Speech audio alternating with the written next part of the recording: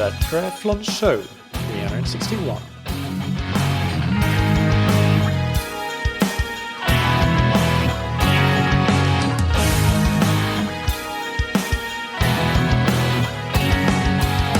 Hey, what's up everybody, and welcome back to another episode of That Triathlon Show, the podcast presented by scientifictriathlon.com.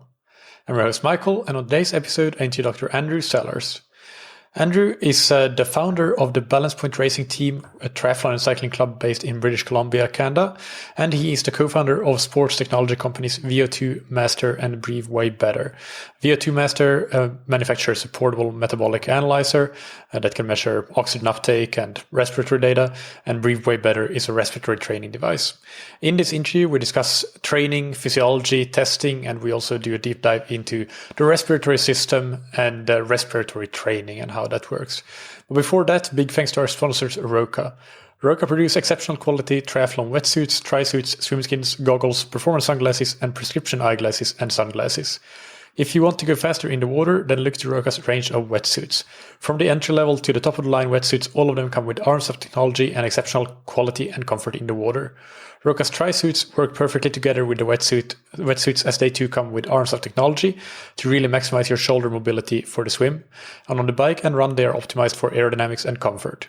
Roka's range of sunglasses and prescription glasses is also packed with innovation, with patented technologies such as the Geeko anti-slip technology. They are ultralight and have excellent optical properties. Visit roka.com/TTS for 20% off your order. And thank you to Zen8. The Zen8 indoor swim trainer is a unique dryland swim trainer that allows you to improve technique, power, and swim training consistency.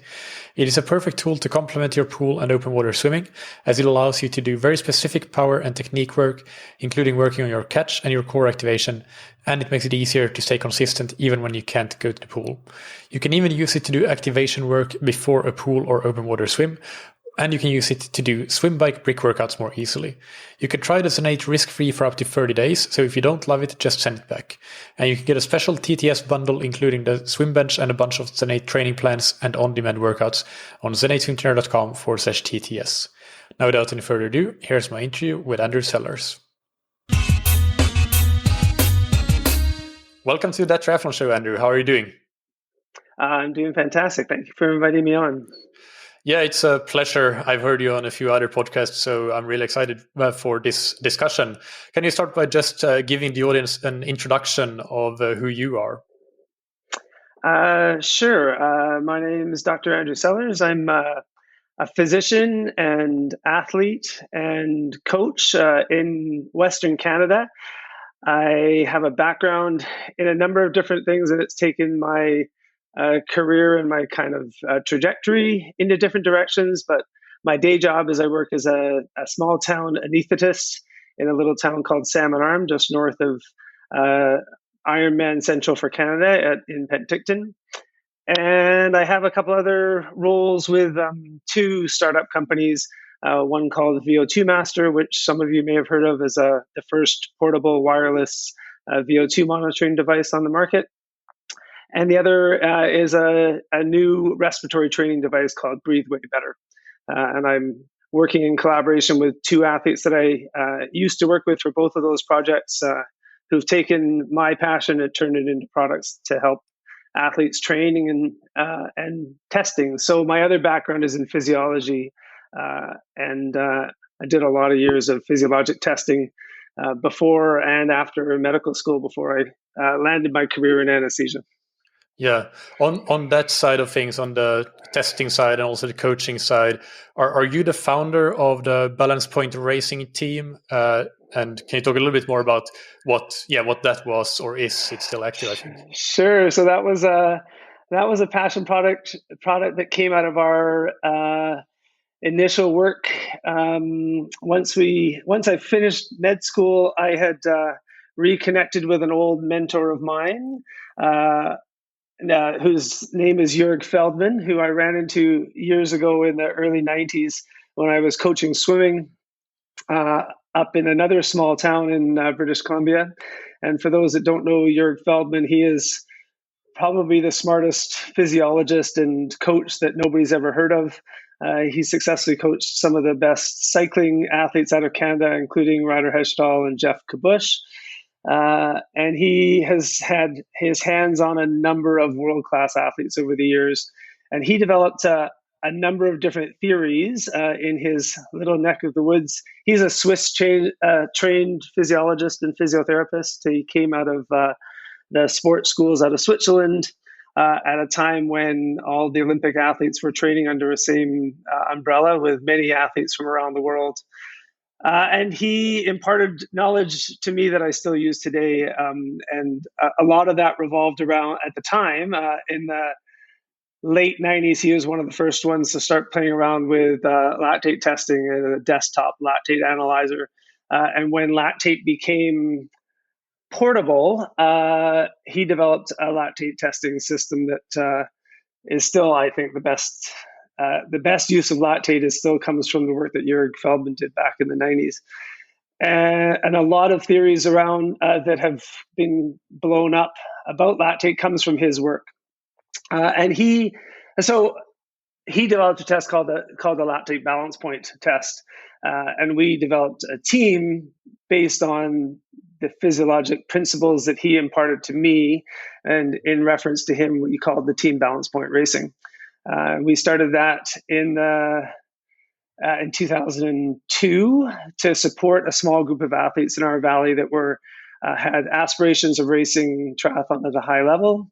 And there wasn't at the time any very good coaching in our small area. So we started a team back then, and it grew and grew until the point that I couldn't really manage it anymore. And we had a couple high performance athletes that had come through the system and wanted to take it over. And so that team is still running under Luke Way. And there's a number of athletes that he's working with that are having excellent results. And he took on a group, as part of that team, took on a group of juniors that have exceeded expectations. And one of them is racing on the ITU circuit. So he's running under the Balance Point banner. That's Brock Hole.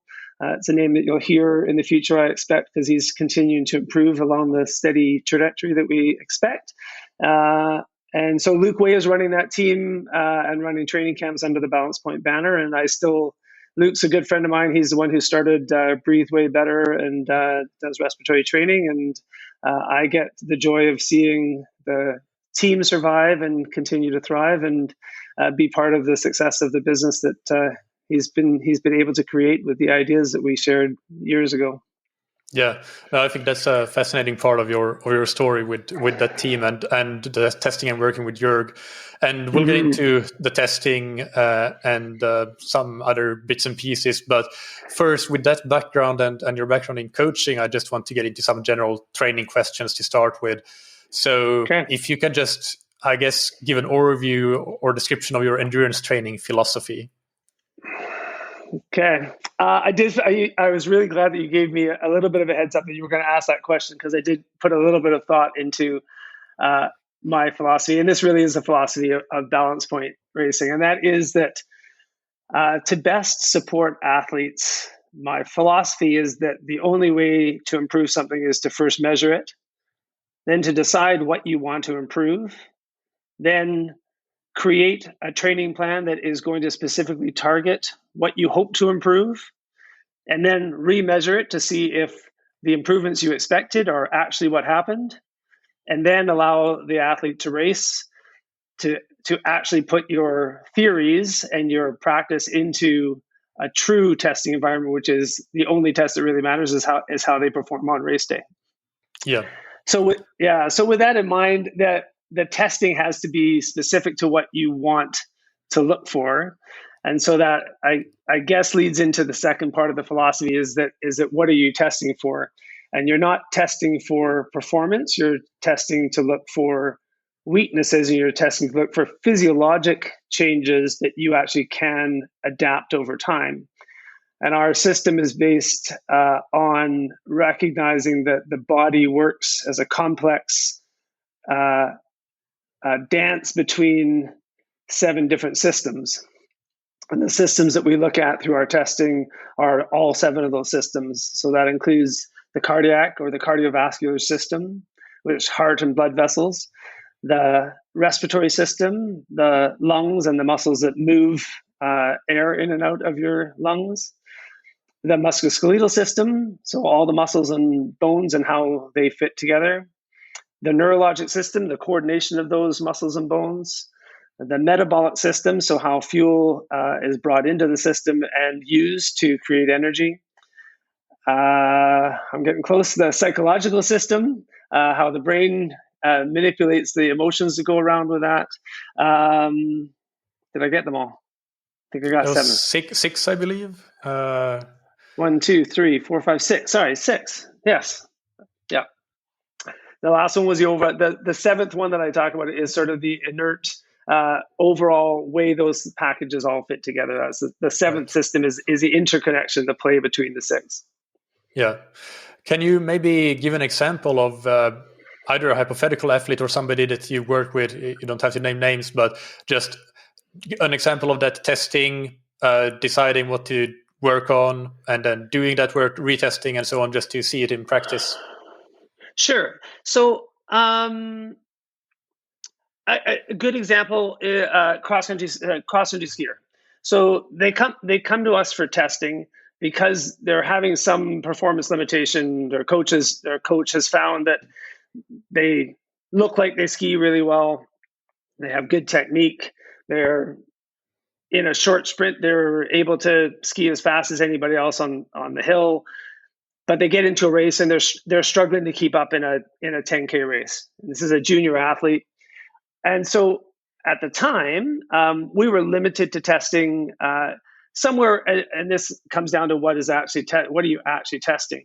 So from a physiologic perspective, and this is in our ideal world, we would test them on skis. But this athlete's training off season, so we don't have access to snow. We don't have access to a really expensive skate mill, so we can't put them on an indoor workout that simulates the work that they're doing. So we're now trying to find the physiologic limitation that athlete might have that would prevent them from performing on an endurance event on the snow the next winter. So we tested that athlete both running and cycling. They were doing cycling as an off-season sport, but we looked at both their running and their cycling performance to see if we could identify physiologic limitations. And what became clear for that athlete is they had 2 limitations. One, they had a heart rate that went exceedingly high very early in the test. So even at very low intensities, their heart rate was already stimulated to overbeat what we expected. So it identified that they had a very small heart that had to beat very quickly in order to provide the cardiac output that they needed for performance. So they had structurally a small heart. The second problem that they had is one of the things that was driving that was an exceedingly high respiratory frequency. So they also weren't making proper use of their diaphragm and using their lungs. So with 2 very simple interventions that were focused on cardiac development and respiratory diaphragm usage, they shifted their training through the rest of the summer and had a much better performance the following winter with ability to sustain long intervals on skis with lower heart rates and slower breathing patterns. And I don't think that coach ever would have figured that out. They would have just kept pushing them harder and harder and harder to try and overcome what was a perceived inability to tolerate high intensities for long periods of time for a 10K race. And unfortunately, I think that would have burnt that athlete out, and somebody would have told that athlete that they just didn't have what it would take to be performing at a high level. And what were the interventions that you suggest them to do? Yeah, so this gets into how do you adapt? What do you use with the testing data? And it's a good question. So for this athlete, she had to slow down her intensity. She had to drop her intensity below the level that created the alarm phase for her heart rate going too high. So the bulk of her training for the rest of the summer was her runs became walks. She was able to fairly quickly, after walking for a couple of weeks, be able to start doing slow jogs. And by the end of the summer, she was actually jogging and doing some running on flatter ground. But anytime she hit hills, she had to walk. It was the only way to keep her heart rate down. So it was taking a fairly elite athlete and making them go very, very slow. and with a strict regulations on what she was doing with her heart rate. So she adapted her training based on her heart rate, and had to maintain a maximum heart rate that was not into the alarm phase. So for her heart rate wasn't allowed to go over heart rate 130 initially. And that allowed for the development that we were looking for. But that meant she had to walk. So her training went from running in the trails to walking. And she's super frustrated for the first little while, but when she started seeing the results coming, that helped. The respiratory training, we were doing some specific respiratory training.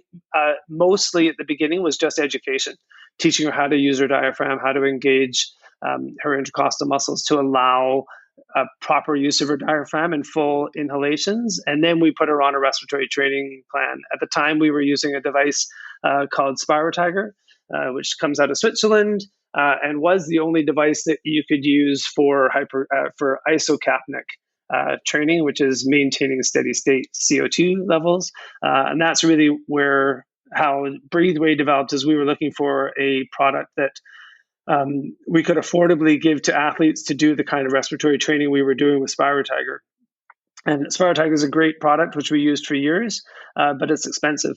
And it wasn't really accessible to a lot of the athletes that we were working with, especially the younger athletes. So that's how BreatheWayBetter was born. It was to create a device that we could simulate the breathing patterns that we want to in sport and make it affordable for anybody who wants to have access to that. And you mentioned there with the athlete that the hypothesis was that she had structurally had a small heart. And that's something that I've heard you discuss before on other podcasts, the difference between structural and functional adaptations and things like the time course differences that exist there. So can you discuss that in a little bit more detail?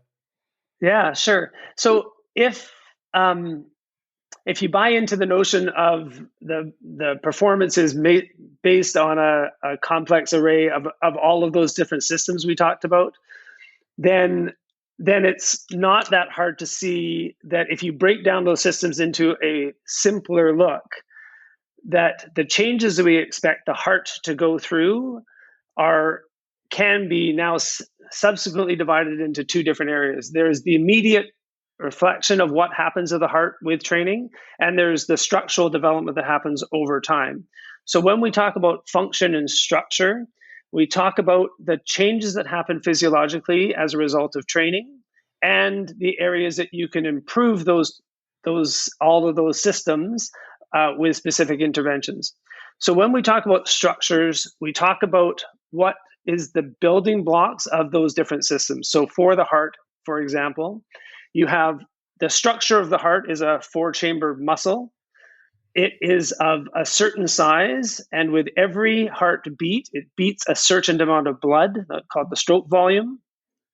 And when you combine the stroke volume and how fast it beats, the heart rate, you get the cardiac output, and that's how much blood is delivered with each pump or per minute of the cardiac cycle.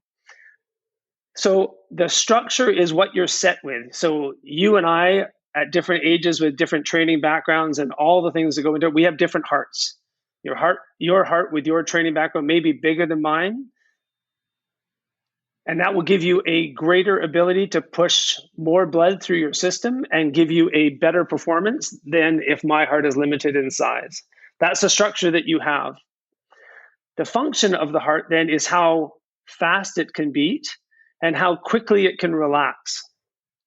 And this is, if you have a big heart, but it cannot be trained, it currently is not beating very fast, then you may have a structural advantage over me, but not have the function to be able to use that structure efficiently. I may be blessed with the ability to move that heart very quickly and relax very quickly to allow for filling of the heart, and that would be my functional advantage. If we could combine those two benefits of a large, well-functioning heart, then you have an excellent path to higher performance. So in every system we look at what the structure is. We look at what we want the structure to look like. So everybody knows that the best structure for a heart would be a large, strong, thick-walled, but not too thick heart. That's the structure we're aiming for. If we want to take my smaller heart to match your structural volume, what is a big, healthy heart, then it is going to take me months to years to develop. Recognizing that I can do that. We know that we can improve heart size through specific training interventions. That's why historically the largest hearts come out of endurance athletes who have been doing years and years of low intensity training. These are the Norwegian cross-country skiers who are famous for having these massive hearts. And that's not a fluke. They come out of a system that develops skiers from a very young age, and they do lots of volume at low intensities. And that leads to large hearts. And that's true for any endurance sport, that if you train at a low enough intensity, you can develop a large heart. But it takes a long time to happen. The other side of that, it's hypertrophy training for the heart. It's exactly what it is. And this is one of the things that's missed in a lot of the studies about, from a sports perspective, about changing dynamics, is they forget that the structural changes that some of the changes that we are hoping to have with athletes should be focused on structural changes.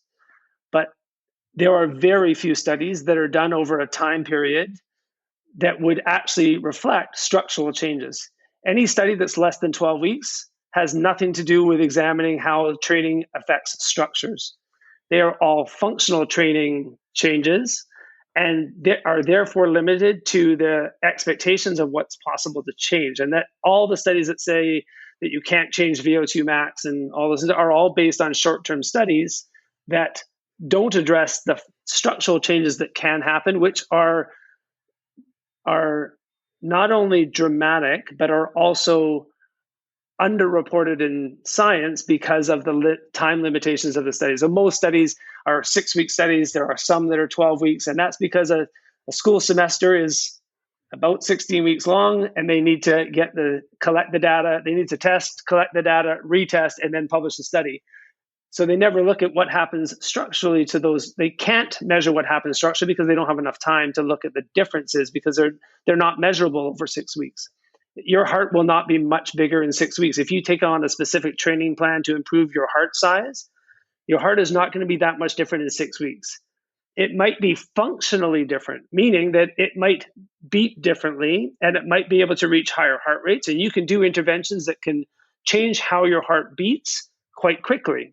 And this is where the fast adaptation that you see in performance, you can make dramatic improvements in performance in 6 weeks. But those are functional changes in how the body uses the structures that it has. And that is what we mean by functional measurements, is using the structures that you have to do a performance is the functional component, which can be trained quite easily, and you can see dramatic changes in 6 weeks, but you haven't changed the structures in 6 weeks. I'll give you one example. I was involved in a study doing they were looking at cross-sectional area for bicep tendon strength. And they put us on a 6-week training program to see if we could improve our muscular strength and to see if it would develop hypertrophy, increasing muscle size. And they did a very strict program of bicep curls. They did MRI study at the beginning and at the end to look at cross-sectional area.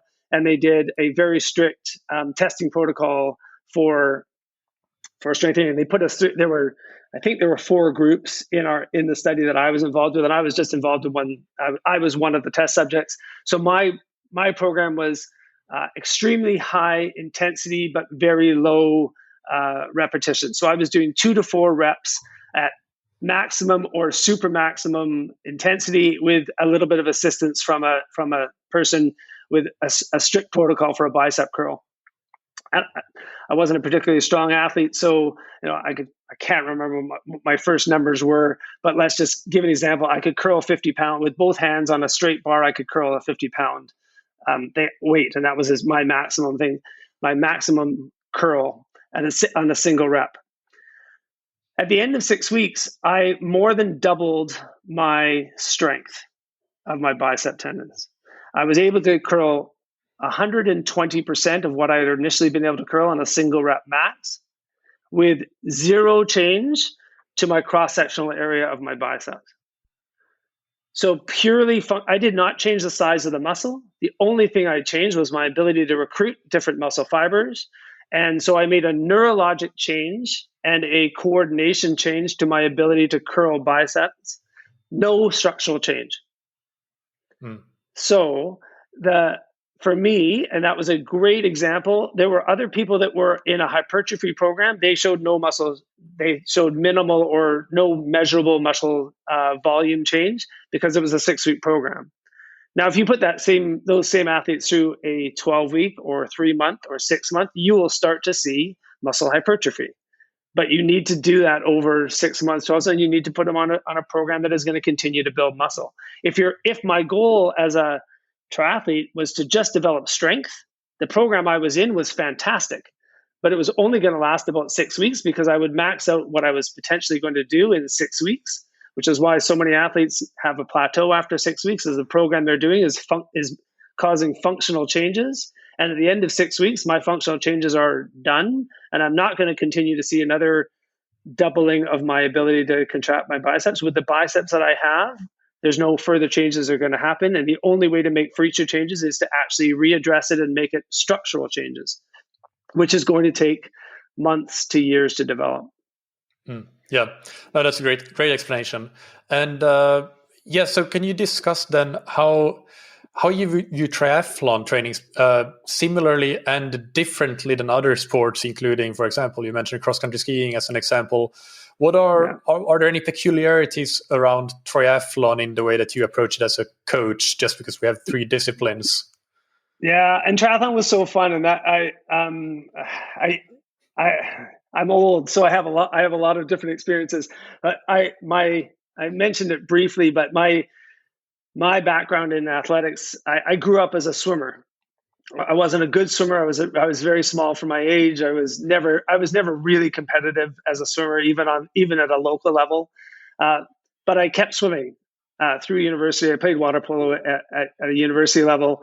I traveled a little bit with that team, but again, I was small, so I was underadvantaged in sports that really do benefit long levers and big bodies, and so. But I loved being in the water, so I swam a lot, and then I started coaching, and I started coaching because I was really frustrated as a swimmer not being able to compete against big swimmers. So I paid my way through university coaching swimming to age group swimmers. So there's a lot of small towns in BC that have swim clubs, and I would travel around and coach these small teams of 100 to 150 kids, all the way from 6 years old up to 16. And so when the sport of triathlon began in the early 80s,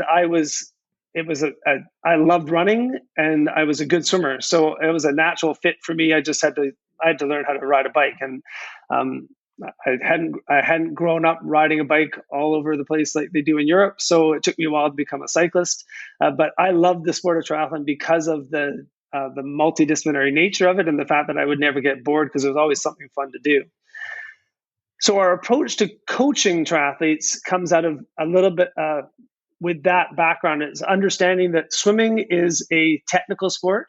You can be a fantastic swimmer and not be particularly strong, or particularly fit. And you can see this if you go to any swim pool anywhere in the world and you put an age group triathlete who didn't grow up as a swimmer in a pool with a 10-year-old kid who has been swimming since they're 6 years old, and that 10-year-old will win every race against every adult ever.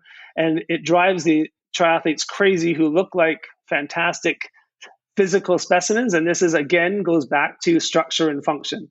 So you can take the most beautiful looking triathlete and put them in the water against a 10-year-old chubby kid who doesn't particularly look like they have any muscle mass at all. And if they have grown up as a swimmer, the 10-year-old child will beat the beautifully physiqued triathlete if the triathlete is a non-swimmer.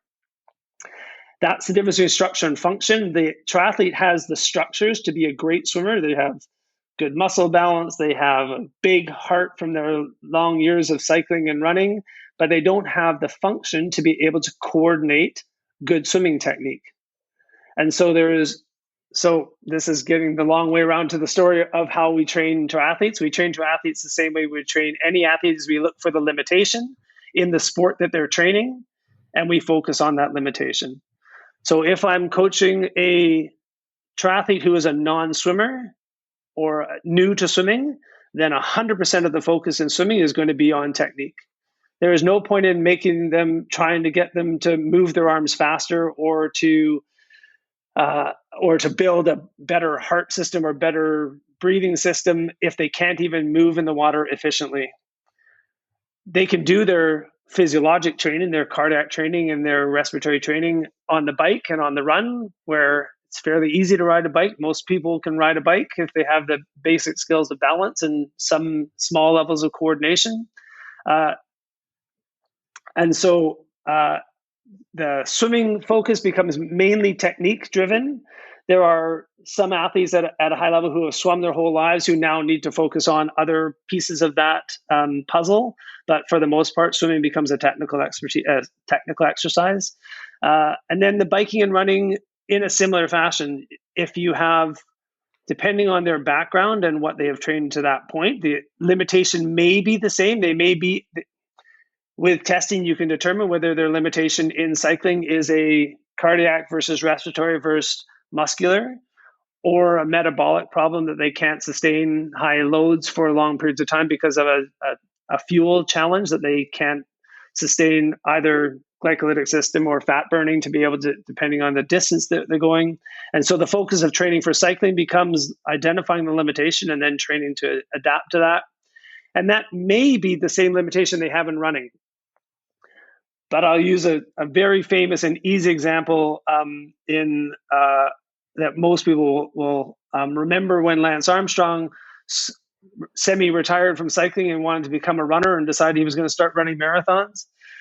And putting all his history of drug cheating aside, he at the time had one of the highest VO2 maxes ever recorded in the mid-80s.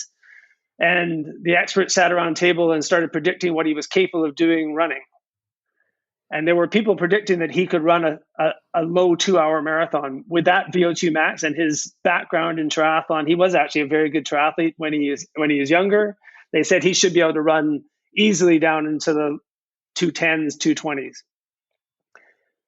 But I'd seen him compete, and he hadn't run for 20 years.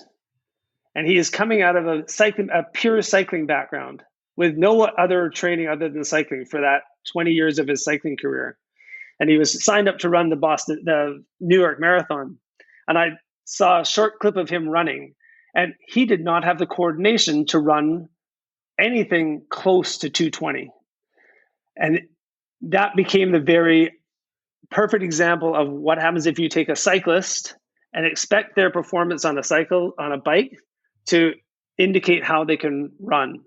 So his functional ability running did not meet his physiologic or his metabolic ability on a bike.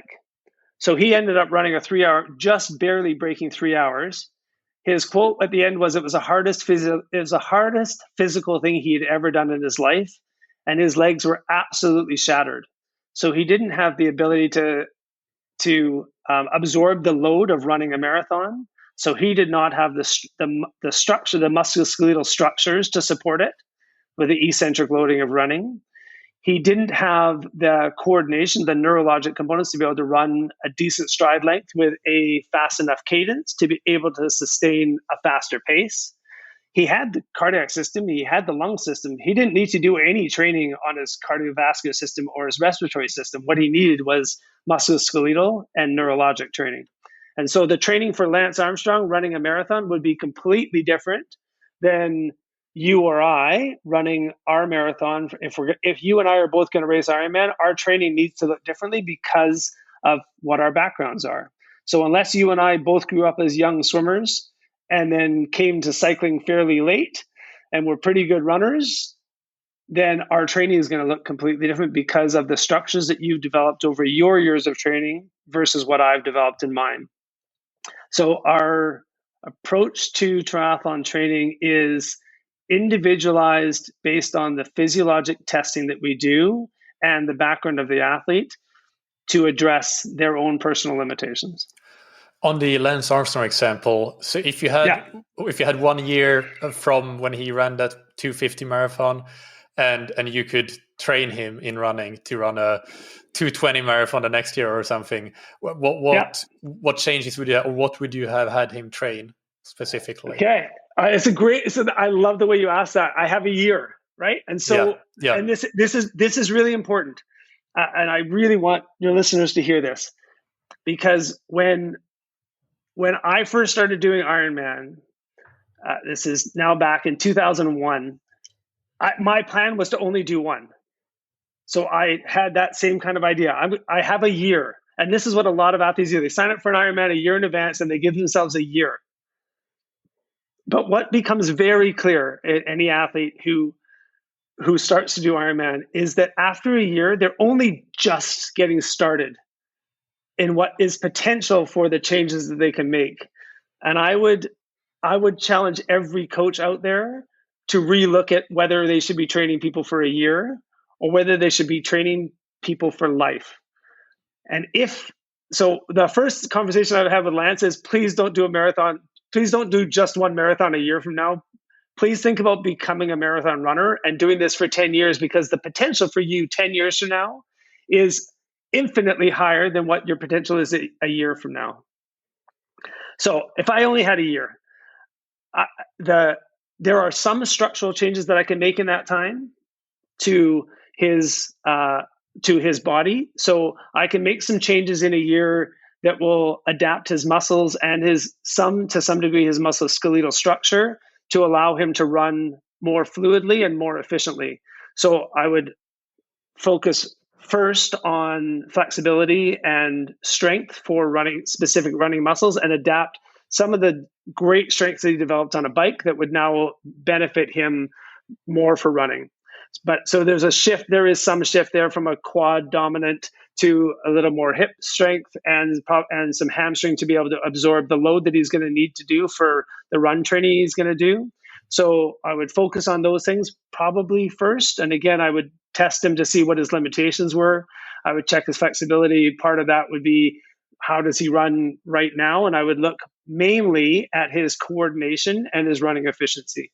And those are the main areas that I would focus on initially. And I would see how he adapted to that in the first 6 weeks. And then I wouldn't set a year-long training plan. I would test him. I would look at what he is doing currently for his ability to produce good stride length and good cadence. And I would see I would find that limitation for him and start training that, and then retest him in 6 weeks to see if what I thought was working is actually working.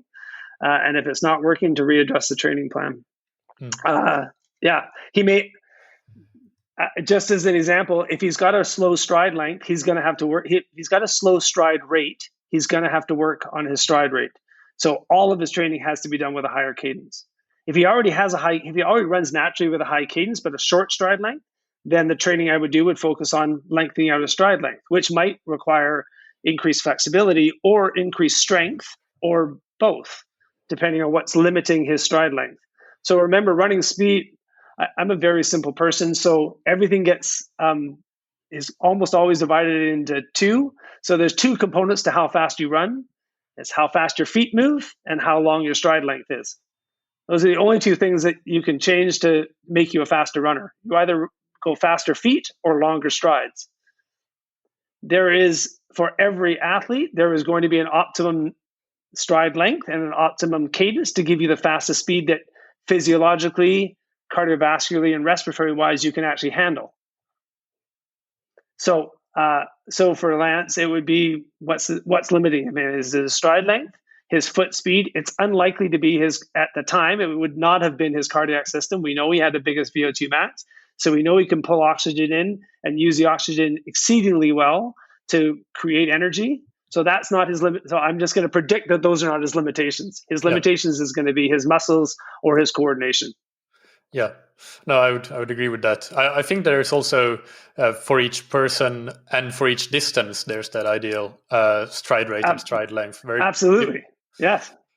And even for the Ironman marathon versus a standalone marathon, I think that there's when your muscles are really tired, like a bigger focus on stride rate can be the athletes that are capable of holding a high stride rate even when their muscles are tired after the bike. That they are usually very, very really good, okay runners.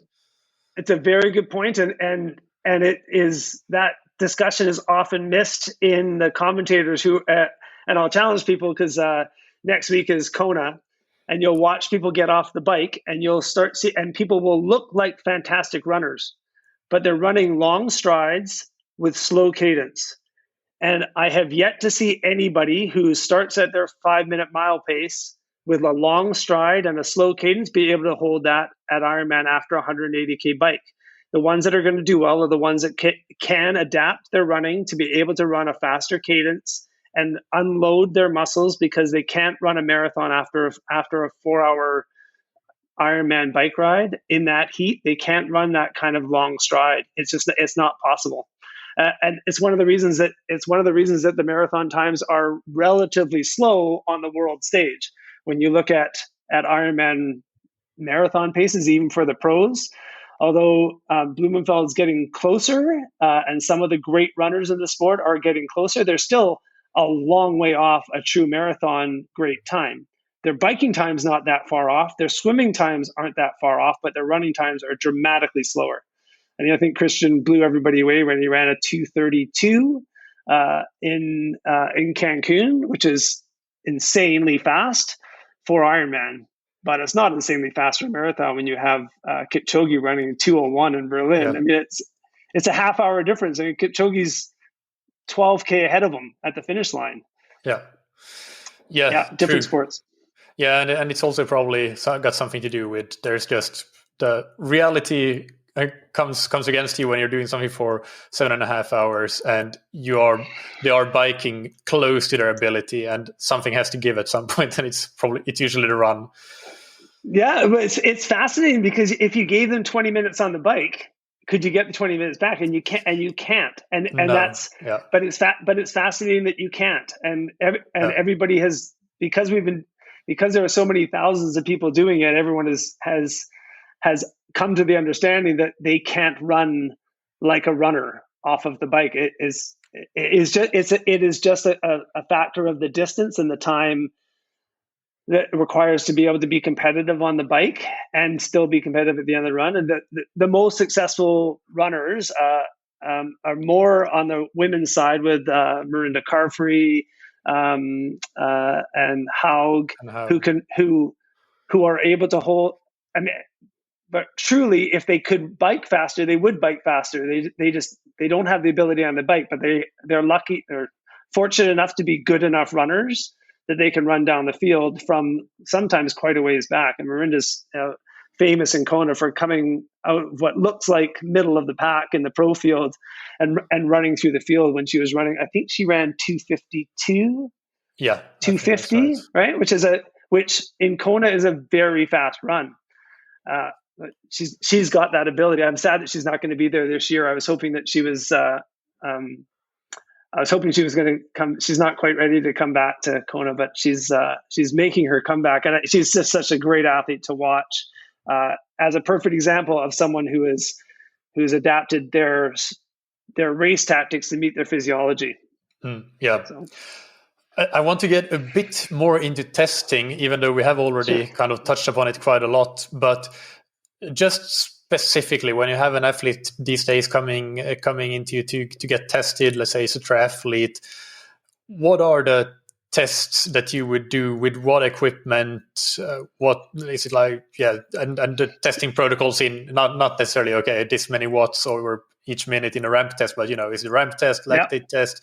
Muscle oxygenation, all those kinds of things. Yeah, thanks. I'll preface this by saying I do very little testing on other athletes. Now I test myself a lot, but I don't test a lot of athletes. That Luke really has taken over. Luke Way has taken over all of the testing for balance point racing.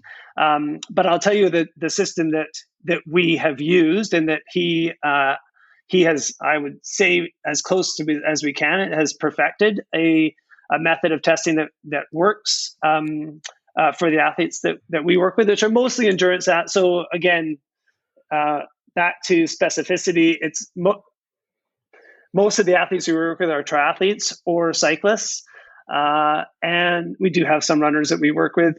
And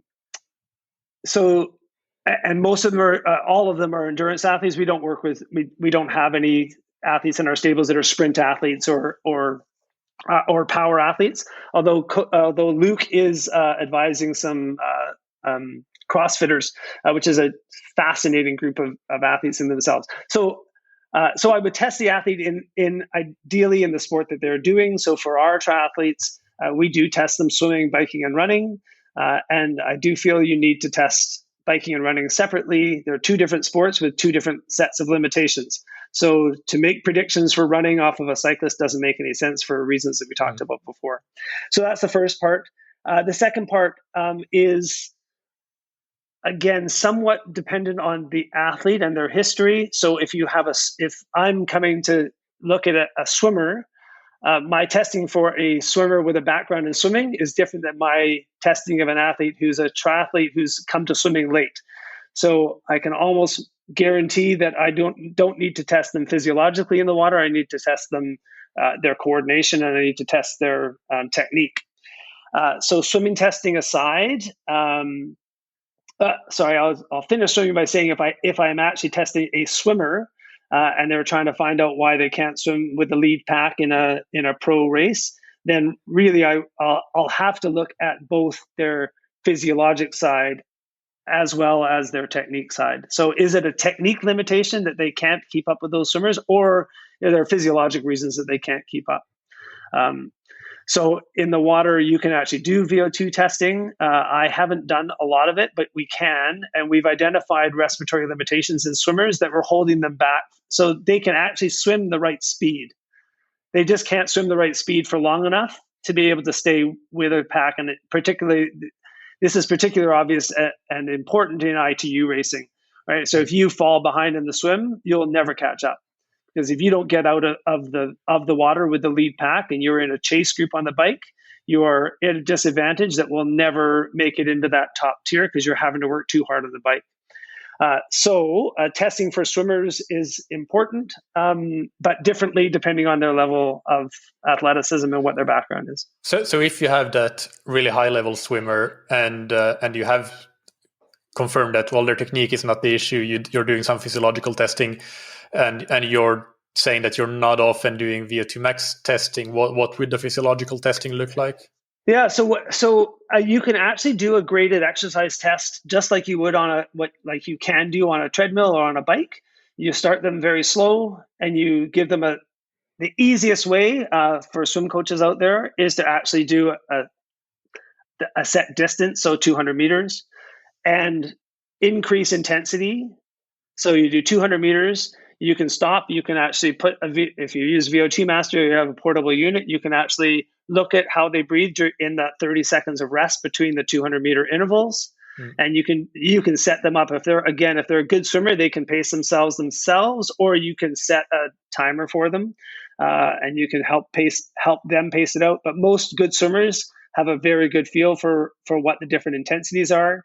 So you start them very slow, look at their metabolic work when they're in their 30 seconds of rest, and do 5 times 200 with increasing intensity for each 200, and look at how they breathe in their rest period between each set. So that the typical graded exercise test for swimming for me would be, on a good swimmer, be 5 times 200 with 30 seconds in between, using VO2. During that rest, you can also look at their heart rate. So we look at the respiratory data, how fast they're breathing, how deep they're breathing. You can look at their oxygen consumption in that rest. It'll drop off very quickly, but you can actually extrapolate what they're using VO2 during the swim from that curve. And then you can add their heart rate. You can add Moxy monitors to the swim test. There's been some success with some coaches using Moxy actually during the test, and because it sends a signal far enough that as long as you keep your the data collecting device close enough to the pool, you can actually look at it live, which is fascinating. You can actually see when they run into physiologic limitations. So Moxie, there may or may not be lactate values in that. I'm not again, another topic, but I'm not a big fan of using lactate just as a ramp test.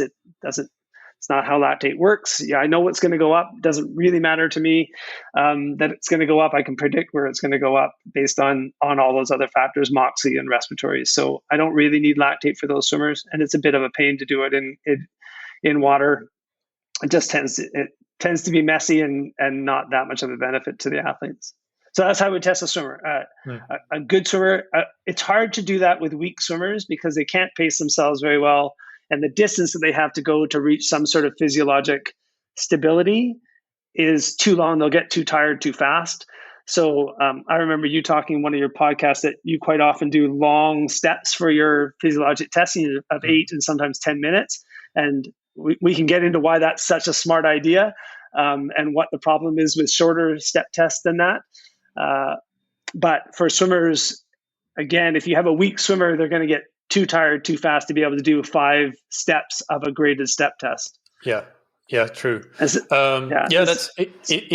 really interesting to hear that, and it brings back memories of just before the first COVID lockdowns. I was visiting the Norwegian camp here, an hour and a half north of Lisbon when they were here, and I chatted with Arild Tveiten, the head coach, and they had just recently, or in the last year or so, they had one change they had done to their training from our previous discussion was that they had started using VO2 Master at that point and done some testing and realized that, well, they're just not using a very large percentage of their on land VO2 max when they're swimming. So that had led them to do some training interventions to see if they could increase that.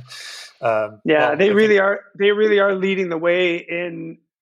They've been very helpful. Their Norwegian team, Christian Blumenfeld and Olaf Alexander Boo, his technical coach, and Gustav Eiden have been actually partnering with us with VO2 Master in helping expand ways that we could use it, and have been giving some very good feedback on what's helped us. So some of the new changes that are coming with VO2 Master are a result of their input, which has been fascinating.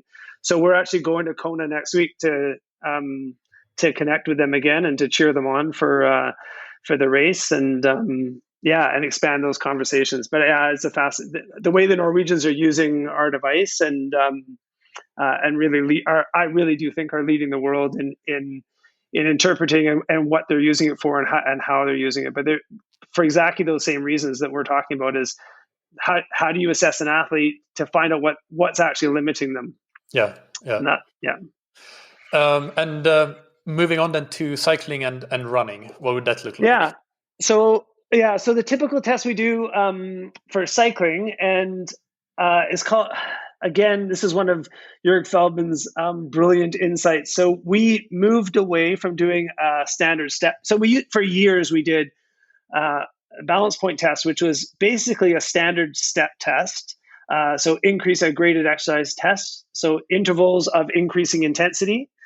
From a very low intensity up to a relatively high. Because of the athletes that we're working with, we don't need to do max testing on these athletes. The athletes that we are working with are mostly endurance athletes. So we're less interested in what happens at the very, very high end. We're more interested in what happens at the racing intensity. And for Ironman, the racing intensity is significantly below maximum. So we start very low intensity and we do a graded exercise test up to a moderately high intensity. And with a balance point test, what we used to do is then bring them back down below a threshold or below their balance point where they were starting to produce lactate. And we would do a second test back up with very long intervals, showing exactly where the lactate balance point went from being an ability to clear lactate out of the system and use it as a fuel to starting to reaccumulate lactate. And that is the fundamental understanding of what a balance point test is a first ramp to show where lactate begins to accumulate and a second ramp very slowly to fine tune where that lactate balance point is, which is, once you've done a few thousand of them, you get very good at realizing that every athlete is different. And so the test, and this is the hard part for most people who are new to it, is it's different for every athlete. So you can't you can't study it in the typical way that science studies it, because it's not the same test for two different athletes. So you and I would have two completely different looking tests. We might do the same ramp test to begin with, but as soon as we've done the first ramp test, the recovery is different for you than it is for me, and the test has to adapt to the athlete. So that's how we used to do it. We have since, with the addition, the ability to be able to do muscle oxygenation. We started using Moxy as one of the very first prototypes that came out of Roger Schmitz and his work with Moxy. And so we very quickly realized that what muscle oxygenation gives you is a real-time look at the changes that are happening physiologically, and it correlated very well with what we were seeing with lactate numbers. So we, in the few years after we started using Moxy, we almost completely dropped the need for using lactate, because all lactate is a surrogate marker for what actually is happening in the muscles, and you have to wait a minute. You have to do the blood sample, then you have to wait a minute for that result to come back before you know what's actually happening. And what Moxy was doing was giving us exactly what was happening at the time. So we didn't have to wait a minute, we could see it live. And so our testing patterns changed with the addition of Moxy. So we rarely use lactate anymore. We can see what's happening live in the muscles. And so our tools for our testing are a heart rate monitor, a Moxy monitor, or 2 or 3.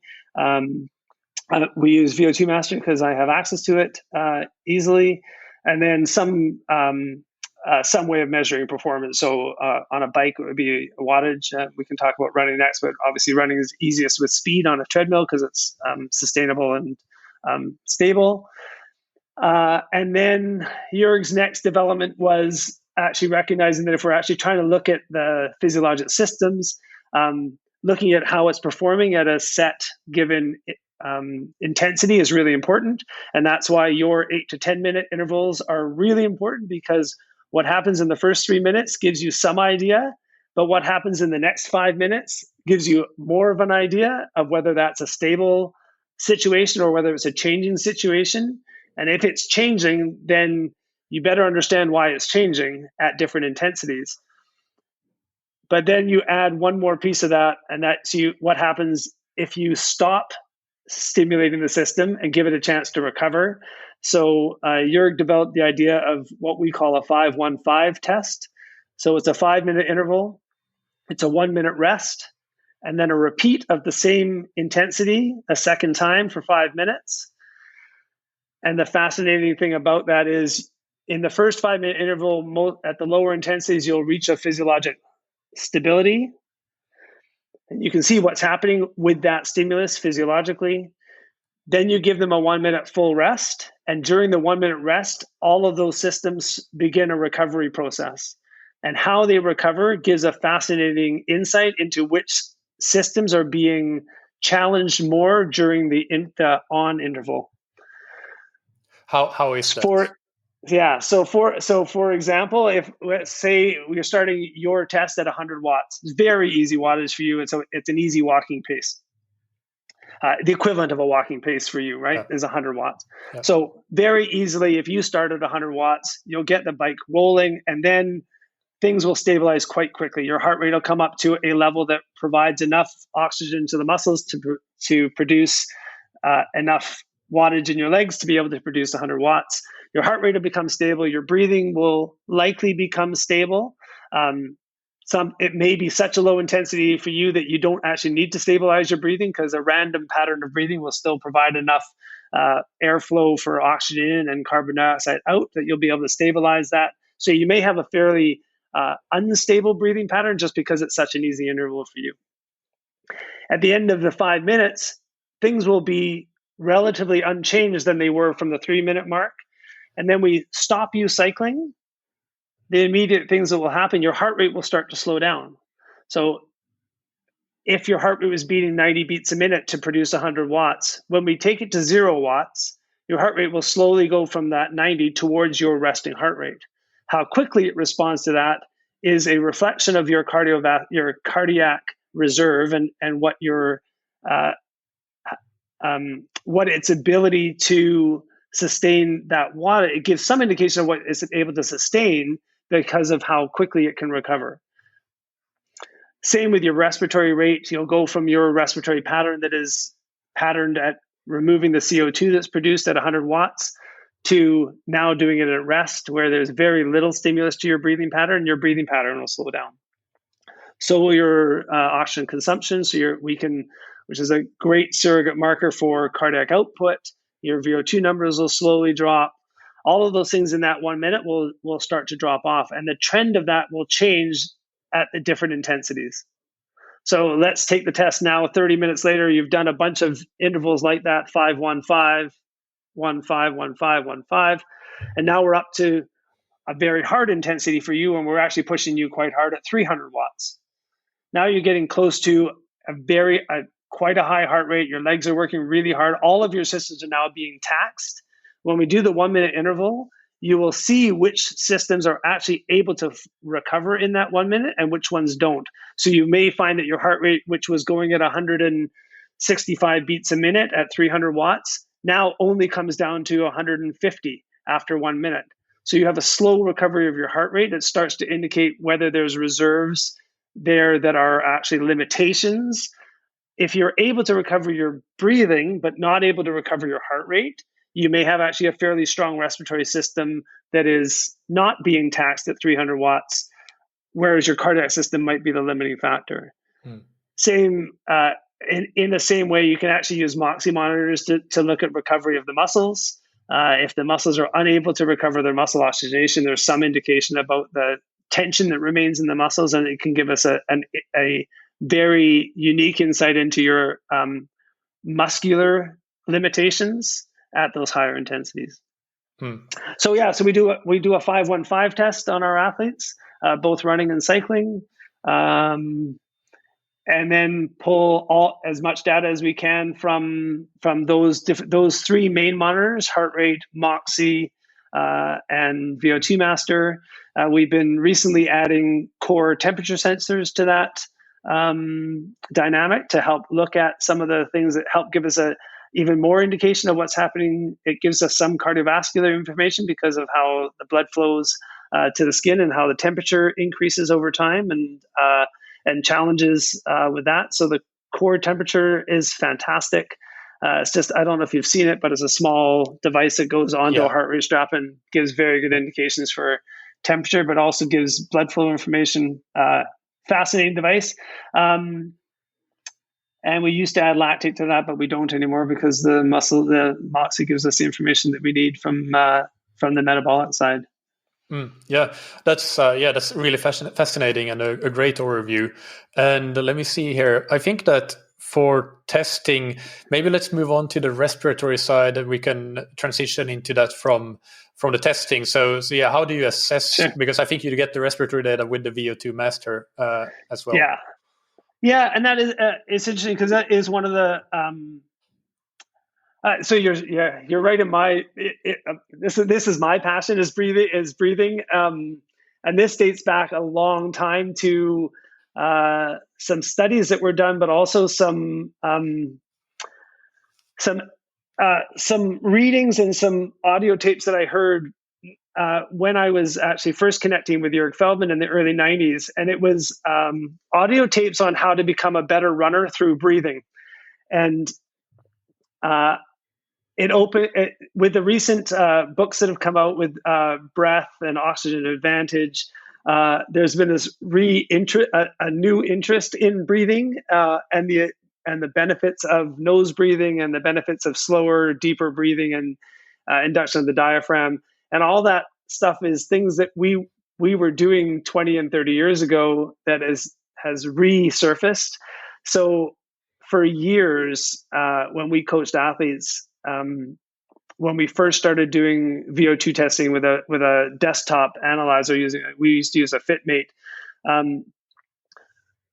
we saw that every athlete breathed differently. So even though the VO2 numbers would trend up like we would expect them to in a graded test, how people got those numbers was different for each individual. So some individuals would breathe very fast, and very shallow, and some would breathe slow and deep. And performance limitations would show up very quickly in people that couldn't control their breathing patterns. So much like we talked about with stride length and cadence, the respiratory system has a very similar, very simple approach to it. There's only one way to increase your ventilation or the amount of air that you breathe. There is the tidal volumes, which is how big a breath you take. And there's the respiratory frequency, which is the breathing rate, is how fast you breathe. And those two things together combine to form the ventilation. So you only have two ways of changing how you breathe. You either breathe bigger or you breathe faster. As intensity increases in exercise, you have to breathe faster, and that is a response to blowing off the CO2 that is being created at the muscle level. So the response to exercise, people talk a lot about trying to oxygenate your muscles, and the reason you breathe is to provide oxygen to your muscles. That's not why you breathe. You breathe to blow off CO2 and to balance your pH in your system. The CO2, managing CO2 levels is a direct result of the body's need to maintain physiologic pH, which is very tightly regulated because the body doesn't like to have a pH outside of the range between 7.35 and 7.45. Anything outside of that is extremely uncomfortable. Enzymes don't work very well outside of that range.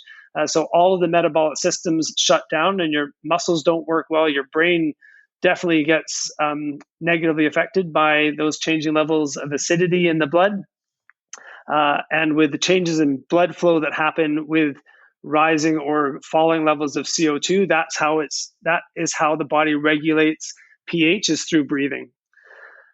So the response to exercise is increased breathing. Whether you do that through faster rates or deeper breaths can be seen if you measure it with any device that measures respiratory rates and volumes. VO2 Master is the one that we use. And really, that was the main reason for creating VO2 Master, was to examine how people breathe. The benefit is we can also look at oxygen consumption, which is a surrogate marker for cardiac output, because it's a measure of VO2 is a measure of how much oxygen is being used at the periphery, but to get oxygen to the periphery, you have to send it there, and that's the cardiac output. But the more fascinating thing for me, and the more usable information is for most athletes, is actually how they breathe, because there are true limits that can be seen in athletes with respiratory testing. So we quite often use a VO2 Master in our practice for looking at how people are breathing, almost more than the VO2 data. Which is interesting because the name of the device is VO2 Master, not Breathe Master. You're totally right. There were some long conversations in the boardroom about what we're doing, and realistically, there is such a strong understanding of what VO2 is publicly that everybody knew what VO2 was, or everybody thinks they know what VO2 is. I have some concerns about the general public's understanding and the benefits. And what I have ever since the beginning is explaining to people that yes, we can measure VO2 max, and yes, we can look at VO2, but the power of the device is exponentially increased when you understand that it's a really good device for measuring not only VO2, but also breathing. And it's the only device that you can do exercises in real time in the field. And so, we talked earlier about CrossFit athletes or rock climbers or mountain climbers, and they've never had an ability to test how they breathe when they're doing the sports that they're doing, because historically they were tied to a lab with tubes and wires and hooked up to a non-moving platform. With a VO2 Master, you can actually see how a climber on the side of a wall is actually climbing up the rock, and you can see when they're holding their breath, and you can see when they're bracing themselves, and that's all fascinating data, which is super fun to see happening now. The studies of what happens to different athletes under different conditions. So, what would some sort of respiratory limitation? What are the limitations that you would see? How do they manifest? What is the consequence of having some kind of respiratory limitation? Yeah, so that's a great question. So remember, I'm super simple. So for me, it's either there are two ways to look at it. It's either structural or functional. So the structural limitations are mostly around volume. If the goal is to be able to have the ability to breathe with an excellent breathing pattern, you need to be able to produce a high ventilation. So you need to do that with volume or the respiratory frequency. The structural limitations are going to be volume. So it's going to be the musculoskeletal system, how the bone. The volume is limited by two things. One, the size of your body, and so the lung volumes are correlated very clearly with height. So remember, the lungs are a big pyramid. The bigger the base of the pyramid, the longer, higher the pyramid, the bigger the volume. So someone who's 6 feet tall will have a larger lung volume than someone like me, who's limited by our height, and I'm only 5'7", 170 centimeters. So someone who's 200 centimeters tall is going to have a larger lung volume than me. That's one limitation to lung volume. The other limitation to lung volume is how much the ribs can move, and so how they move at the cost of your thoracic cavity. The cage that holds the lungs is attached at the back along the spine, and how those ribs attach to the spine and their ability to hinge and pivot on the spine is a secondary volume limiter. And the third thing that contributes to volume limitations structurally is the diaphragm. So how the diaphragm contracts and how far it can move into the belly can be a structural limitation, but quite often it's a functional limitation. So you can improve the function quite quickly, but if you have the structures to be able to support it. So we look at the respiratory system in both of those ways, the volumes first, then the structures that are limited, and then the functions that are limited. Then we go to the respiratory frequency limitations. So to try and simplify it, always look at every system individually and then look at the two sides, structure versus function. So we look at structures first because that's going to be the long-term goal, is to improve the structures, because otherwise the only changes you can make are short-term changes functionally. So every athlete that we work with, we try and tell them that it's a long-term process. We are going to look at their bodies for the next year, 3 years, 5 years, 10 years. So we have lots of time to work on structures. So we assess that structure first.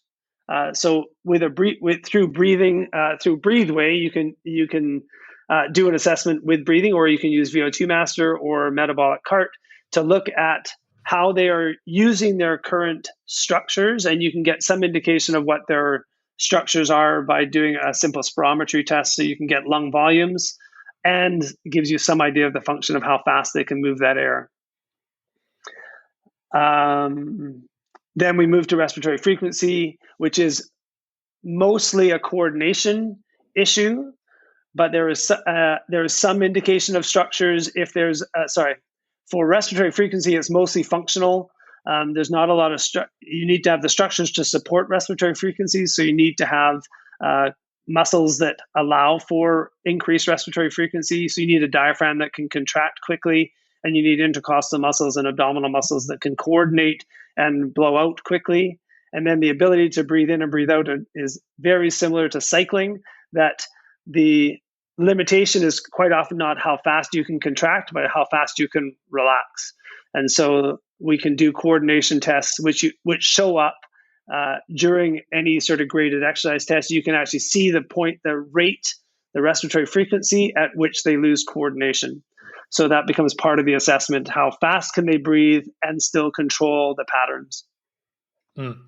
Is that a different assessment than ventilatory thresholds, or is that what you would refer to there? So ventilatory thresholds are pattern changes that happen through any graded exercise test. So anybody who's been through a physiologic test where you've started easy and gone harder and harder and harder, there will be clear areas in most athletes where their ventilation rate and volumes change, and those have been identified in the literature as ventilatory thresholds. People quite often talk about two clear ones, a VT1 and a VT2, with the VT1 coinciding with what a lot of people call an aerobic threshold. And that's going from kind of a resting pattern of breathing to a slightly higher rate, and usually also associated with slightly higher volumes, but an increased ventilation to adapt to the increasing workload. And then that pattern will stay stable for a number of intensities. As the intensity increases, that pattern will stay relatively stable until another increase in intensity that's noticeable in a change in ventilation. And that correlates quite closely with what people have called an anaerobic threshold or a lactate threshold. And for obvious reasons, as you start to increase the breakdown of sugars, which produce a higher level of lactate, you require a higher level of oxygenation. But what really is driving that is the increased level of CO2 being produced to buffer the acid that is being produced from glycolysis. And that leads to an increase in ventilation, which is blowing off the CO2 to, again, back to balancing that pH. So it's physiologically understandable why your respiratory rate changes significantly at your lactate threshold. It's because of the acid being produced, not from lactate, because lactate buffers acid. It's the hydrogen ions being produced from ATP production from the breakdown of sugar. And as you increase intensity, as you start to increase the breakdown of sugar, you're going to produce more acid, which requires you to blow off more of CO2. Yeah. Okay. Yeah. But that's different than what you were mentioning there, which was when somebody's respiratory frequency goes up at some point, they lose control of it. That is a different thing. It usually happens at that point, at that VT2. Okay. So yeah, so when they lose, most people can control the pattern up to VT2. When they get above VT2, many athletes will lose coordination above that. Some people can still be a pretty good pattern, and that again shows that they're not limited in their coordination or their volumes. But everybody will increase their ventilation. VT2 is by definition an increase in ventilation outside of the more than expected. And that increase in ventilation quite often comes with a poor coordination. And if they have poor coordination above VT2, then you have a clear limitation in function of the ability to coordinate respiratory patterns. If they have good respiratory patterns, it's just a lot higher, then they clearly don't have a respiratory limitation. And that is exactly where we'll look at the data and say, this person can breathe 150, 200 liters a minute, and they still have good patterning. What we've seen in most athletes who don't have respiratory training as part of their program is they do lose control, and that becomes a question or a potential for intervention, is that they can't pattern good breathing patterns at high ventilation. So let's discuss the training interventions that can be done, or interventions in general, with the respiratory system. So what are they if you break them down, and what limitations do they address? Okay. So just like we were talking about with how we test it, what we're focused on in training is how to address the limitations. So we talked about volume, so tidal volume. So if they have a limitation in tidal volume, then there are specific exercises to improve costovertebral mobility, diaphragm contraction, so full diaphragm excursion. Those are the two main ways that we address volumes. So we have the ability with BreatheWay to be able to, we don't have an isolated way of measuring the volumes, but because it's a rebreathing through an anesthetic bag, you can actually visually see the volumes that are changing. That's one of the benefits of SpiroTiger. It actually measures the volumes that you're breathing. And one of the downsides of the less expensive respiratory devices that increase resistance is that it doesn't give you the ability to improve volumes. So if the limitation is volume, then really the focus needs to be on educating how to use the diaphragm appropriately, and then creating positions to help improve thoracic mobility to increase volumes. So those are the two main areas that we work for volume: diaphragm use and proper breathing patterns and thoracic mobility. If the limitation is respiratory frequency, then we're working on coordination. So it's specific, much like cadence exercises for running. You can break it down into shorter, smaller bits and have the athlete run with very fast breathing, very fast running patterns. You can do exactly the same thing with the BreatheWay, doing very fast breathing patterns at smaller volumes. And then over time, maintaining the same cadence of breathing, increase the volumes. So the goal being to maximize respiratory frequency and then slowly add volume to that. So devil's advocate here, why can't I just sit here in my chair and breathe really fast? Yeah, because you'll hyperventilate, you'll blow off your CO2, and you'll get very dizzy. And that's your body's the reason that you are breathing. The reason that you would breathe fast is to eliminate CO2. If you're not producing any CO2 because you're just sitting in a chair, then you will be able to do that for a very short period of time. Right, and that's one of the challenges with patterns like Wim Hof breathing or Buteyko, is that you are limited by time because of the physiological effects of breathing.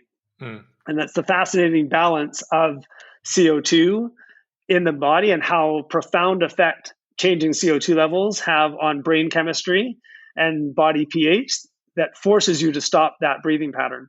And that's the benefit of BreatheWay, is that it allows you to rebreathe enough CO2 that you don't affect your CO2 levels in your body, and you don't affect the CO2 levels and the acidity in your brain. So you don't have the headaches that you get from hypoventilating or the dizziness and unconsciousness you get from hyperventilating. Yeah, so that's what's when you said at the beginning that it's an isocapnic device, that's what's referred to, that it maintains the CO2 exactly level. maintains normal CO2 levels. Yeah. All right. And what other questions did I have about training? So, is there anything in the scientific literature around respiratory training and its effects on performance? Yeah, thousands and thousands. There's a whole. We have a library of articles that are on the BreatheWay site. The original work was actually done out of Switzerland, and the initial work was done on patients with known respiratory limitations, either COPD patients or asthmatics. And with those, the theory was that if we could improve their respiratory system, that we would be able to improve their activities of daily living. And that work was what developed. What came out of that work was the device SpiroTiger, which was how they were able to test someone's respiratory system without challenging all the other systems. So if you take someone with severe asthma and you put them on a treadmill and start walking, their problem is how they breathe.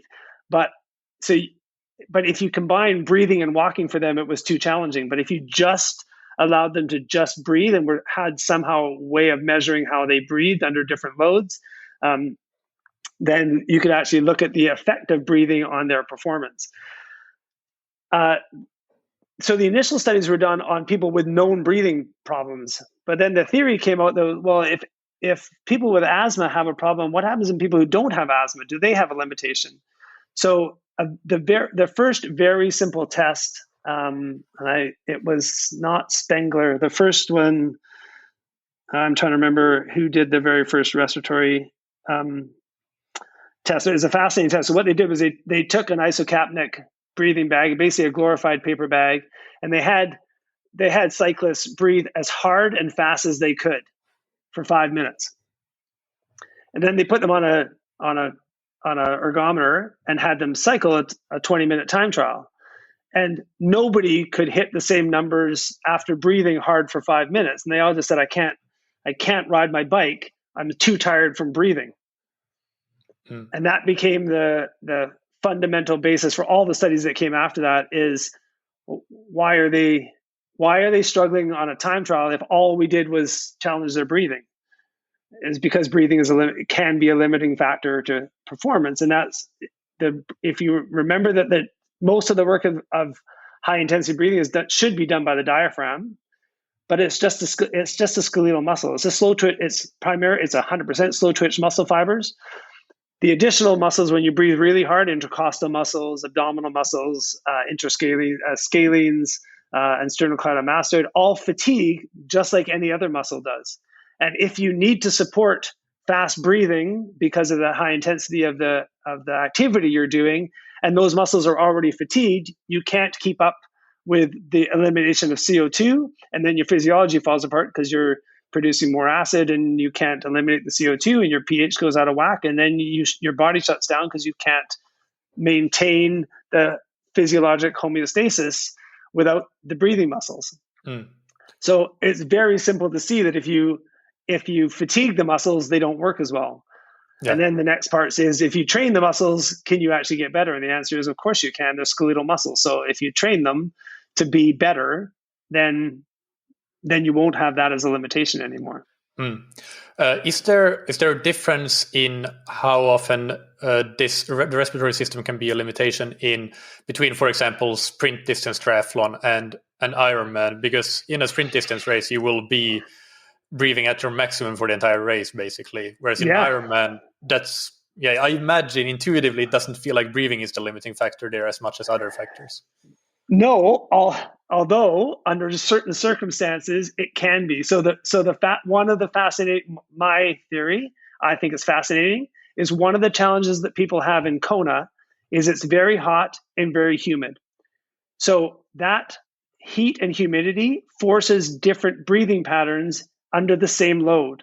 So while you may have been able to ride 200 watts for 5 hours without any limitation to your breathing pattern at sea level in a cool environment, you now have to breathe. If you have to now breathe differently for 5 hours on a bike in Kona, your breathing muscles may have been more taxed in that race than they will have been back at home. And I feel that people with an unrecognized respiratory limitation suffer more in Kona than those that don't. And you can see this in because it changes how they run. So now they have to slow down their cadence because they can't sustain a faster respiratory rate. So they end up changing their cadence. There are trickle-down effects to not being able to maintain high respiratory frequency or high tidal volumes, and it shows up in their running form later. So their cadence slows down, or they shorten their stride length to be able to unload the respiratory system, because the respiratory system is so tightly associated with posture and core coordination. Your comment about the difference between Ironman and sprint triathlon is spot on. For a sprint triathlon where you're potentially breathing very close to your maximum, if not, you're for sure, if you're performing at a high level, you're for sure at your threshold or just above your threshold, and you are going to be driving your respiratory system really hard. And that is where the difference between function and structure comes in, that will be a functional limitation. If you're limited, you'll be limited by your functional ability to breathe air very strong and very fast for a relatively short amount of time. For a sprint race, under an hour for the high performance athletes out there, and just over an hour or an hour and a half, or for sure under 2 hours for most athletes. Those are that is in that kind of functional time window, and you need to have a high functional ability to be able to support that. The Ironman athletes, you start looking more at the structure. You really have to start looking more at the structures, because if you have a diaphragm that is weak structurally, you might be able to breathe very easily for 5 hours or 6 hours or 8 hours or 9 hours. But if your structures can't support that same smooth, easy, relaxed breathing pattern for 12 hours, then you start seeing why people are forced into walking midway through a marathon, because they actually do have a respiratory limitation, but it doesn't show up in the first 6 hours or 8 hours. It would never show up in training, because you never go through that kind of challenge over a 12-hour period. So they never see it. They never see a limitation until they actually are in a race and 10 hours in, and they've been breathing steadily, strongly for 10 or 12 hours. Yeah. And what was my next question here? Yeah, my next question was, why isn't the respiratory system talked about more, as we discussed there with the naming? I mean, it makes complete sense to me that you named it VO2 Master, because for me personally, it would definitely draw more attention with naming it VO2 Master than something related to the respiratory system. But why is that? I mean, I'm not saying that that VO2 is not important or anything, but it's No, it seems like you're one of the few people on this podcast that has ever touched upon the respiratory system. Yeah, I think it's historical. There were some well-known and well-respected individuals who made the comments the respiratory system is never a limiting factor for performance, and that has sat fairly solidly in the endurance mindset. And that came out of some initial work that showed that people's oxygen saturations never drop when they're exercising. But it was a misunderstanding of what actually is limiting performance and the profound physiological effects of CO2. I think I don't know why we've been doing respiratory training for decades, and some very successful athletes have been doing respiratory training, but not advertised it. And I really do think that that's a self-preservation. They have found a tool that has given them a performance advantage. And why would you share that with anybody else if it's giving you an advantage? And one of the earliest adopters of respiratory training was Nino Schurter in the mountain bike world. And the whole Swiss mountain bike team was supported by SpiroTiger and was doing respiratory training as junior athletes. And you can see the performance domination that the Swiss mountain biking team has had from that generation of cyclists that came through when they had quite often 5 or 6 athletes in the top 10 at World Cup races and at World Championships. But they didn't advertise that they were doing respiratory training work, because if other cyclists knew that, it was one advantage that they had over other athletes. So even though they've been doing Nino Schurter's been doing respiratory training for 20 years. And it's a lack of awareness and a lack of understanding of what the benefits are. And I've been educating people about respiratory training for a long time, but I'm not sure. The answer is I'm not sure why people don't know about it. I clearly haven't been as successful as other people at sharing ideas. I think the new books that have come out, Oxygen Advantage and Breath, the first two, the next two that are sort of starting to hit the waves are Breathing for Warriors and The Breathing Cure. I think are increasing people's awareness, and there was a large population of growing practitioners in breathwork. It's another project I'm working on that I think you'll see it coming more and more, and we're really hoping that BreatheWay will help sort of lead the field in sharing that information. So I appreciate you asking about it, because I really do think it's an untapped potential for many athletes, not all athletes, but many athletes. Yeah.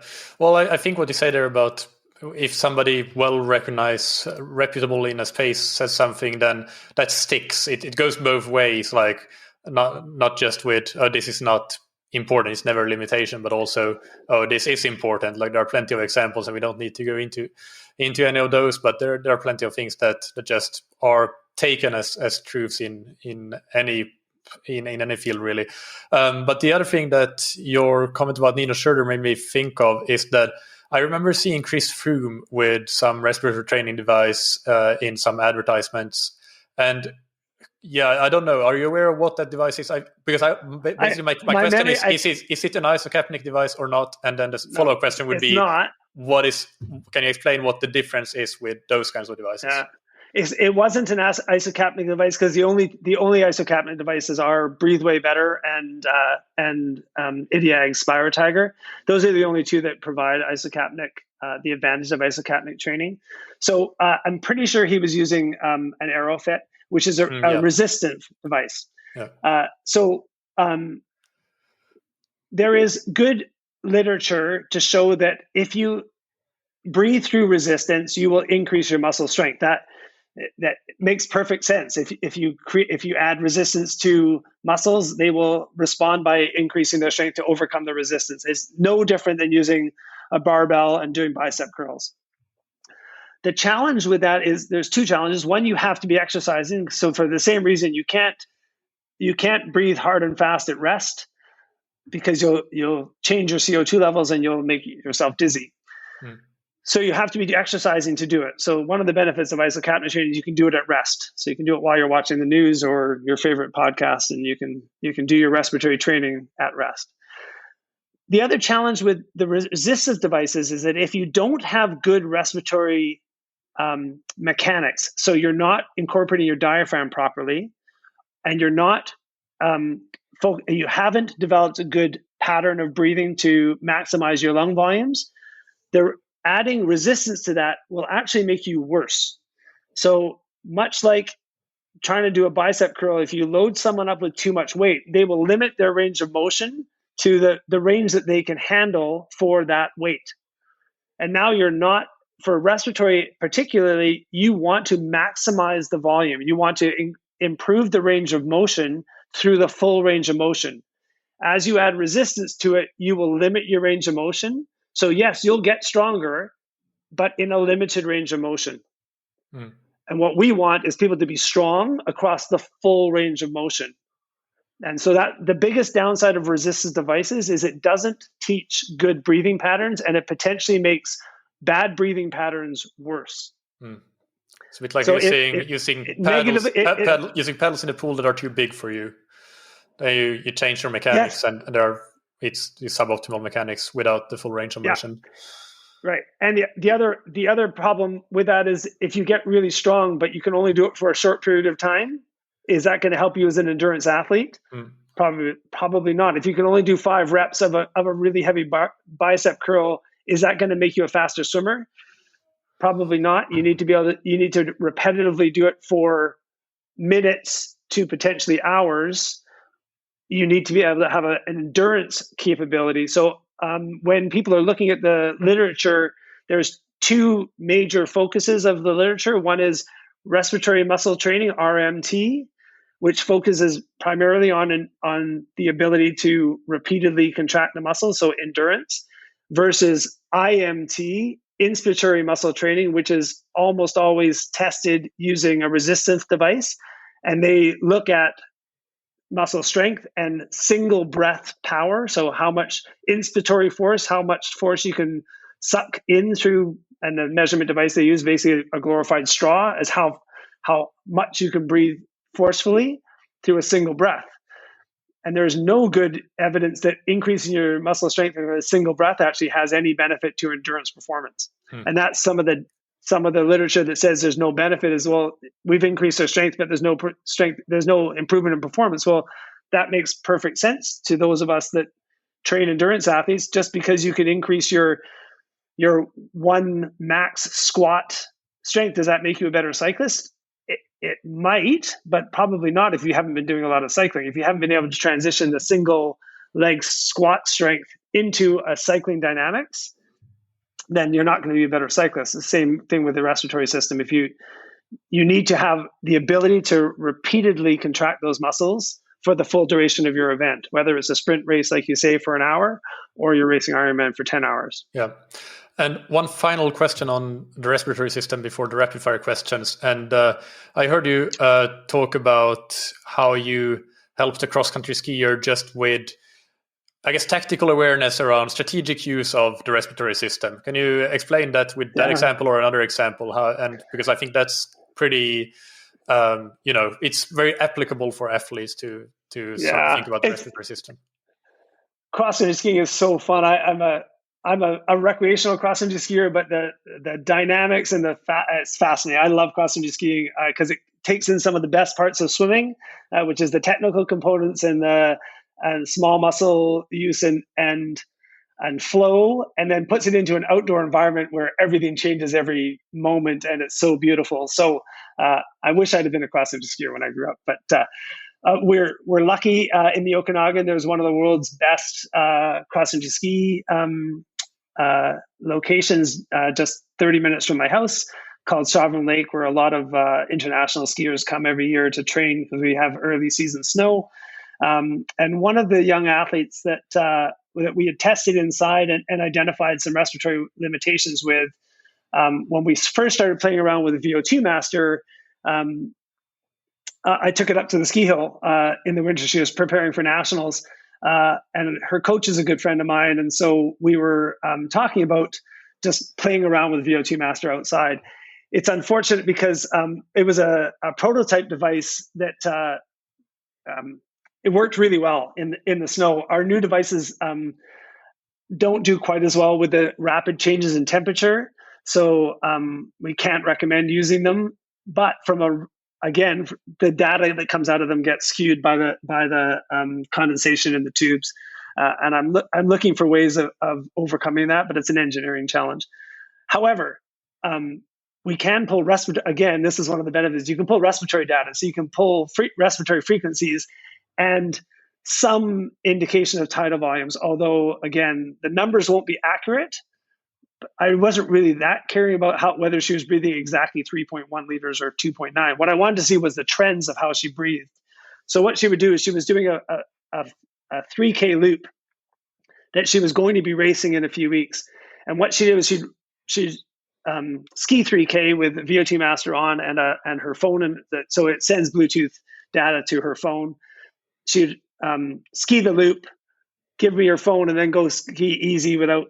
And I would look at the data while she went out, and then I would give her interventions to try on the next loop to see if she could ski it faster with changing breathing patterns. So interventions for breathing. So if you understand what limits a skier over the top of short climb up and then a long steady descent. On the steady descent, she's going to be recovering. On the short climb up, she was able to single stride for most of the way up before she switched to offset. So she's a really good skier with really good technique, but she would switch to a less efficient skiing pattern halfway up the climb. And her coach said, right there is the problem. She needs to be able to hold the good technique all the way to the top of the climb. So when she came around, we would ask her, why do you switch from single stride to offset? And she says, I can't hold that pattern anymore. And when you look at what happened with her breathing pattern, she would lose control of her breathing about 10 seconds before she switched patterns. So she was on single stride, she was breathing at 30 breaths a minute. But then she would all of a sudden have this massive shift, and she would start breathing erratically at 45 and 50 breaths a minute. And 10 seconds later, she'd switch to offset, which gave her a breathing pattern of about 40 breaths a minute. So the goal was, we could see that the respiratory changes were driving a technique change. And it really was that she was producing so much CO2 that she couldn't blow off the CO2 at 30 breaths a minute.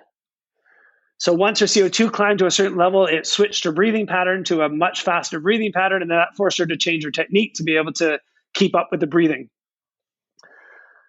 So the intervention, and we tried a bunch of interventions to see. We tried to get her to see if she could do faster single stride so that she was breathing 32 or 33 breaths, but her technique fell apart and that didn't work. And then we tried offsetting earlier to see if she could actually go as fast up the hill offset instead of single striding, but she couldn't. The technique wasn't as good offset. She was better single striding. So what we ended up being able to do with her was, on the flat leading into the climb, she would overbreathe. So she would hyperventilate and blow off CO2 to start her at the bottom of the hill with a low level of CO2. And then what happened is, when she single strided, as her CO2 started to climb, she would get further and further up the climb before she ran into an alarm phase and had to overbreathe. She got to the point where she got so good at pre-breathing, she could do the entire climb as single striding and maintain that 30 breaths a minute all the way over the top.